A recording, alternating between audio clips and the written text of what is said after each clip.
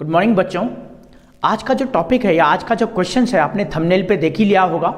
Thumbnail में क्या कह रहा है? कह रहा कि मैं जो है एक ऐसा स्टूडेंट हूँ जो 12th में पढ़ रहा हूँ और 12th में पढ़ने के साथ साथ मैं एनडीए की तैयारी भी कर रहा हूँ। मैं सोच रहा हूँ कि मैं 12th पे फोकस करूँ या एनडीए पे फोकस करूँ। तो मैं इसके लिए दो चीज़ कहना चाहूँगा। एक होता है mission, there is one thing called mission and there is another thing called vision. Vision और मिशन में बड़ा फ़र्क है। विजन का मतलब होता है विजनरी, जिसे हम लोग इंग्लिश में कहते हैं विजनरी, ऐसा पर्सन जो बहुत दूर तक देखता है। और मिशन क्या होता है? मिशन एक शॉर्ट टाइम का गोल होता है जो बहुत कम टाइम के लिए होता है। मान लीजिए आपने 6 महीने साल भर के लिए गोल रखा हुआ, उसको मिशन कहेंगे।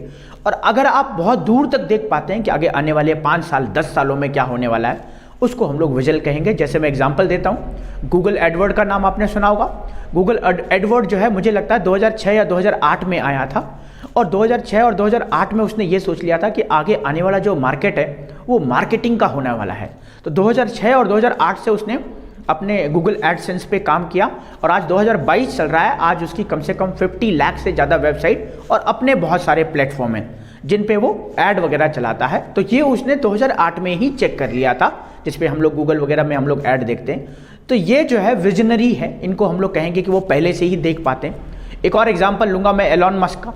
एलॉन मस्क आपने सुना होगा, अमीर मतलब दुनिया में सबसे नंबर 1 या दूसरे या तीसरे नंबर पे रहते हैं। तो उन्होंने पहले ही इमेजिन कर लिया था कि ये जो इलेक्ट्रिक कारें हैं, ये जो कार जो चल रही हैं, इनमें जो फ्यूल लग रहा है वो एक न एक दिन खत्म हो जाएगा।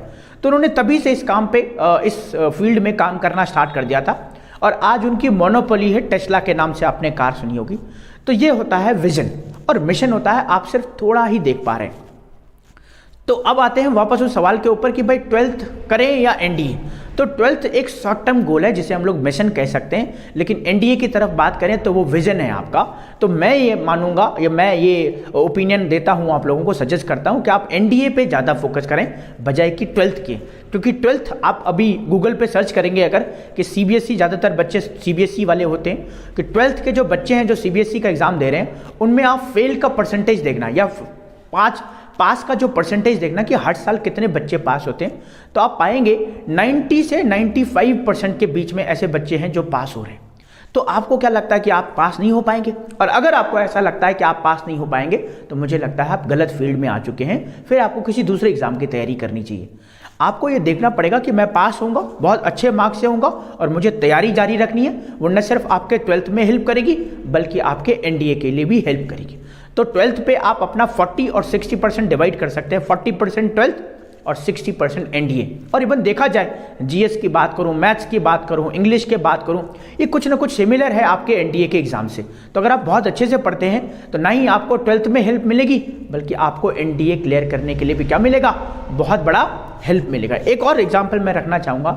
सपोज करो आपका 12th हो गया और हो ही जाएगा, एनडीए में नहीं हुआ तो बहुत बड़ी बात हो जाएगी क्योंकि वो लाइफ वैसे ही चल रही है, बहुत बड़ा चेंज नहीं हुआ। लेकिन सोचो अगर 12th आपका कम परसेंट आया लेकिन एनडीए क्लियर हो गया, बहुत बड़ी बात हो जाएगी। तो आप थोड़ा सा ना दूर का सोचिए। कभी कभी हमें छोटा नुकसान देखना चाहिए बड़े फायदे के लिए, है ना। बड़ा फायदा है एनडीए और छोटा नुकसान है हमारा 12th। तो मेरा मानना यह है आप एनडीए के लिए जाएं, 12th पे ध्यान दें, लेकिन 40% और 60% ध्यान रखें एनडीए का। आज के लिए वीडियो यहीं पे रखते हैं। Thank you so much. I hope कि आपको हेल्प मिली होगी। जय हिंद।